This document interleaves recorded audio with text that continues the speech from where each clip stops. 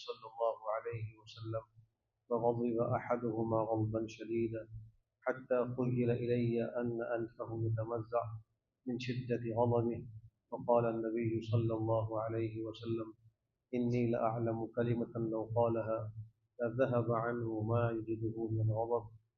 فقال: ما هي يا رسول الله؟ قال: يقول: اللهم إني أعوذ بك من الشيطان الرجيم. قال: فجعل معاذ يأمره فأبى وضحك وجعل يزداد غضبا. رواه ابو داود۔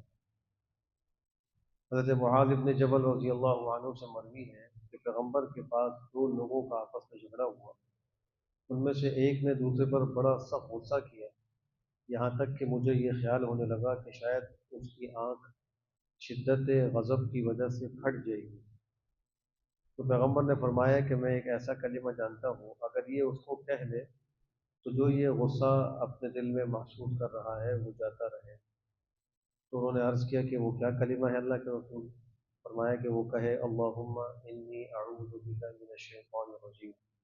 حضرت معاذ اس کو اس کا حکم کرنے لگے، لیکن اس نے اس کو قبول نہیں کیا اور وہ جھگڑے میں مزید لگا رہا اور اس کا غصہ مزید بڑھتا ہی رہا۔ غصہ یہ بھی ایک ایسی بیماری ہے کہ جو انسان کو دنیا اور آخرت کے بڑے نقصانات سے دوچار کر دیتی ہے۔ بہت سارے گناہ ایسے ہیں کہ وہ صرف غصے ہی کی وجہ سے ربو پذیر ہیں، حتیٰ کہ قتل تک نوبت آ رہی۔ گزشتہ دنوں ایک پیٹرول پمپ پر کچھ لوگوں کا آپس میں تلخ کلامی تھوڑی سی ہوئی اور انہیں دور جا کر پسٹل نکالا اور ان پر فائرنگ کر دی۔ نتیجے میں ایک دو لوگ جاں بحق ہو گئے، تین چار لوگ زخمی ہو گئے اور وہ فرار ہو گئے۔ معمولی سی بات تھی، کوئی طرح جھگڑا بھی نہیں، لیکن غصے کی شدت میں انسان اس حد تک بھی پہنچ جاتا ہے، اور چونکہ پیچھے شیطان کار فرما ہوتا ہے تو وہ ایسے کاموں کا دل میں وسوسہ ڈالتا ہے، خیال ڈالتا ہے، اور میاں بیوی کے آپس میں طلاق تک کرا دیتا ہے غصے کی حالت میں۔ اس لیے غصے کے علاج کی بہت ضرورت ہے۔ اس حدیث شریف میں اس کا ایک بہترین علاج یہ فرمایا کہ بس وہ دعا پڑھ لیا کرے: اللہم انی اعوذ بک من الشیطان الرجیم۔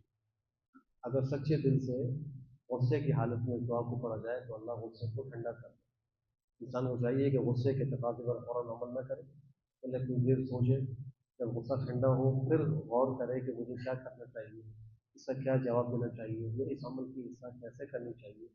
تو اس طریقے سے وہ اپنے لیے بھی راحت کا سامان کرے گا، دوسروں کے لیے بھی راحت کا سامان کرے گا، اور دنیا آخرت کے نقصان سے بچ جائے گا۔ اللہ ہم سب کی غصے سے حفاظت فرمائے۔ الحمد للہ رب العالمین۔